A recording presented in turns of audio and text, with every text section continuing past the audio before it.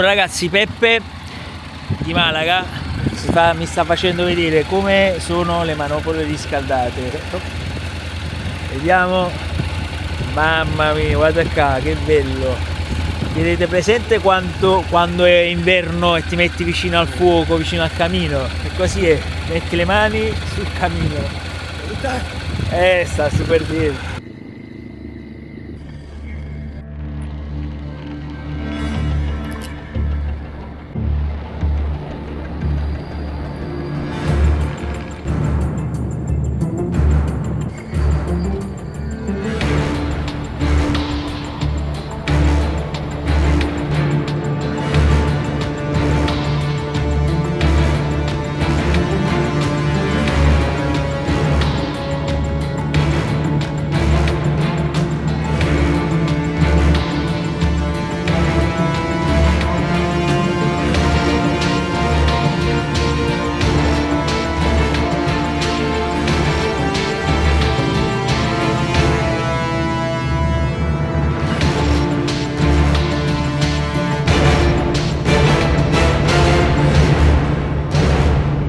Allora, lo zucchero da queste parti si serve così, non c'è busta, c'è contenitore, è tutto sfuso e si mette nel tè.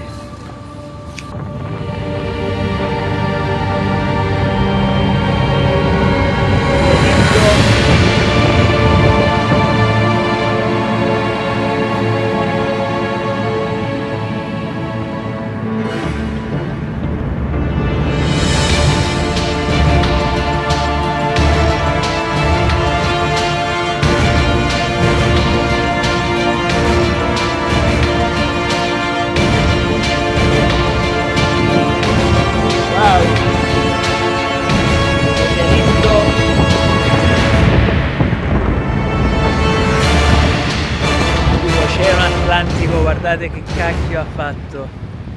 E praticamente su questa strada ci stanno tantissimi relitti di navi che praticamente si sono insabbiate, e questa è una delle tante che praticamente si incontrano lungo il cammino, che la natura è sempre più forte di noi.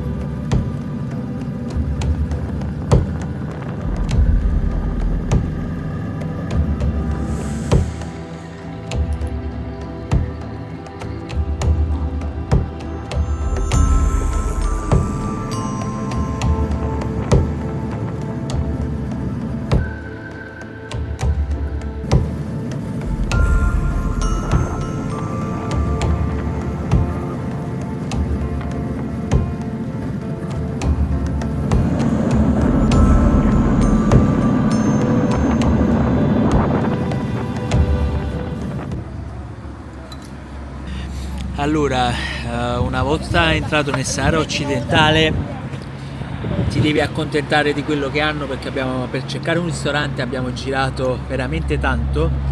Abbiamo trovato questo, c'aveva il menù e c'aveva solo un piatto disponibile, però questo piatto l'ho appena provato, wow, è buonissimo, ma sembra che il piatto che mi cucina mia nonna. ¿Estás preparado de cámara, eh? Hombre, para que la documentación que tú ves, que tienes que ver.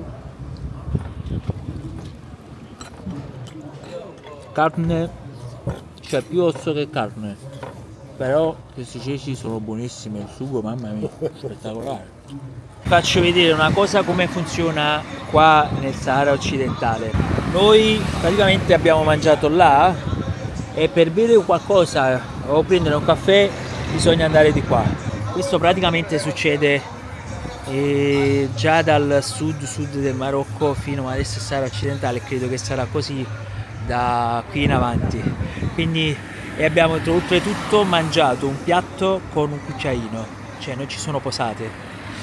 Vi ho detto tutto come stiamo praticamente vivendo questi giorni.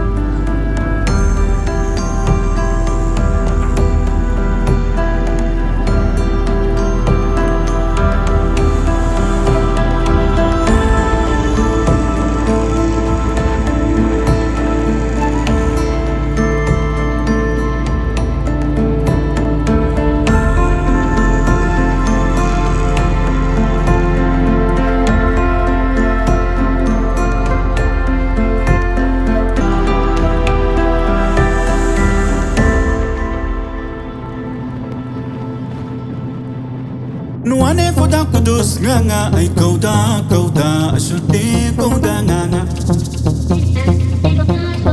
Aba washidaya mama ai nganga dai watishkinga Nuane foda kudus nganga ai kauda ashute kauda nganga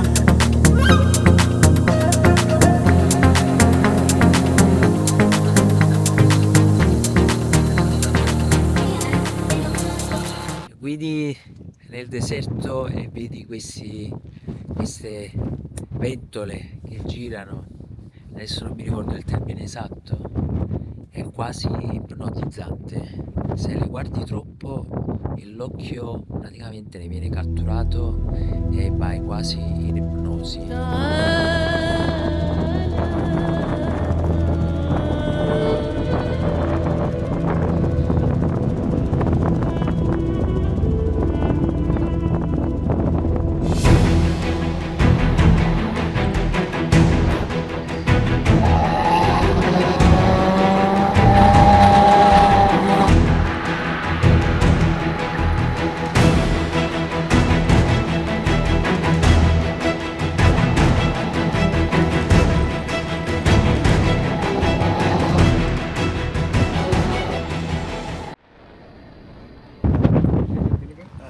Di servizio per la prima volta ci hanno detto che non c'è benzina.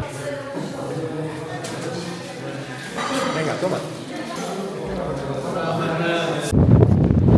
Allora, questa qui è un'area di sosta, un'area di riposo e qui c'è un ristorante.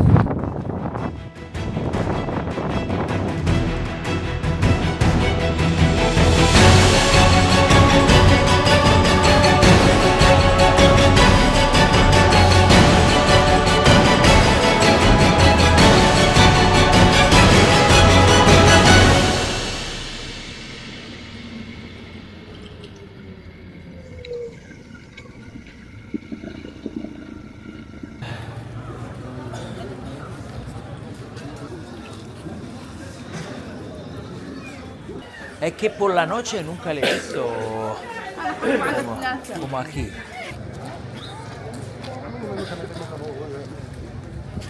Voy a ver un incendio.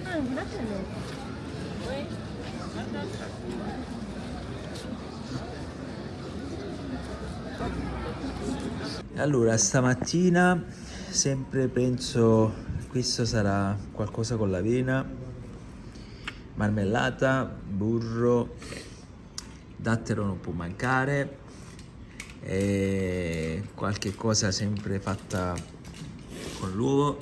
Tira abbastanza vento oggi, vento di terra.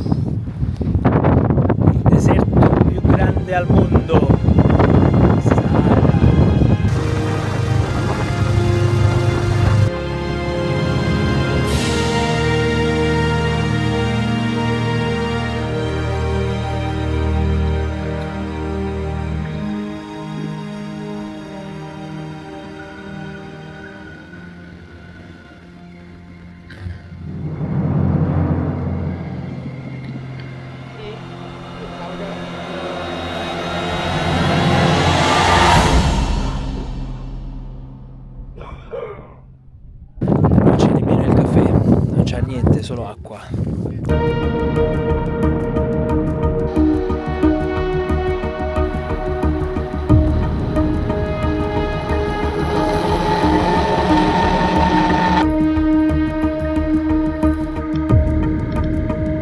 Esta noche sopa marroquín con huevo e datteri. Stiamo praticamente in un villaggio che metterò nei sottotitoli perché non mi ricordo il nome. Siamo prima della frontiera della Mauritania e adesso questo è praticamente l'albergo più moderno della città. C'è giusto l'essenziale, sperando che c'è l'acqua calda, c'è pure una finestra e niente, questo è quello che ci offre oggi la giornata. Però ci sono tante prese e niente, faccio un commento veloce di oggi. Abbiamo affrontato una tempesta di sabbia all'inizio della giornata veramente potentissima, non potentissima ma abbastanza. C'erano dei banchi di sabbia su tutta la carreggiata all'inizio e infatti poi un nostro compagno è caduto. E questo praticamente è quello che prevede se uno vuole affrontare il Sahara tra gennaio e marzo. Questi sono i periodi delle tempeste. Io ero consapevole, mi sono preparato mentalmente prima di arrivare in queste zone perché ero consapevole che ci poteva essere la possibilità che avrei affrontato una tempesta di sabbia. Com'è stato? È stato emozionante.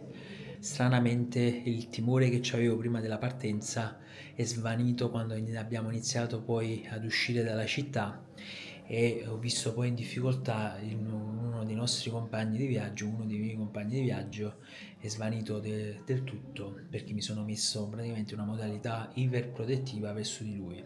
Poi è caduto, abbiamo incoraggiato, non devi dimostrare niente a nessuno, però l'ha voluto fare con tutto che c'aveva tanta paura dentro, lo si leggeva negli occhi e devo dire la verità è stato veramente super in gamba. Però questo praticamente ci ha comportato un rallentamento incredibile perché 285 km li abbiamo fatti in 7 ore. Il deserto è diventato praticamente un inferno, il tempo si è rallentato. Sì, sì, me sí. Estamos abajo. Sí, voy a bajar, estoy haciendo un video explicativo e poi voy a bajar. Venga, abajo estamos, que vamos por las cosas. È stato un inferno perché il tempo praticamente andando a 50, 60, a volte 40 si è rallentato incredibilmente. Nel deserto questa cosa ha un'amplificazione notevole sulla mente e poi comunque 7 ore sono comunque pesanti a fare 285 km. È stato veramente duro, il vento ci veniva di lato, ma all'inizio poi comunque in giornata si è placato, però c'era ancora questa grande paura all'interno e anche se acceleravamo di un po', praticamente la persona non riusciva ad andare oltre 60 km/h e il peggio è poi quando passavano questi camion che stavano sulla stessa strada e ti passavano di fianco, avevi un'onda d'urto, un'onda d'impatto che praticamente ti smuoveva. Questi grandi scossoni facevano sì che poi il nostro compagno rallentasse. È stato veramente una tortura e quando ti trovi in queste situazioni veramente la mente inizia poi a fare dei pensieri veramente allucinanti e 7 ore non sembravano passare mai, minuti sembravano ore e niente, vabbè, questa è stata la giornata, ma adesso dobbiamo risolvere 2 problemi e il primo è praticamente passare la frontiera della Mauritania e sperando che non ci siano problemi. E il secondo è che la benzina in Mauritania è veramente pessima e quindi per andare in Senegal dobbiamo cercare di fare 500 km senza far benzina, quindi abbiamo delle latte e delle taniche per poter fare 500 km senza fermarci mai in nessun distributore,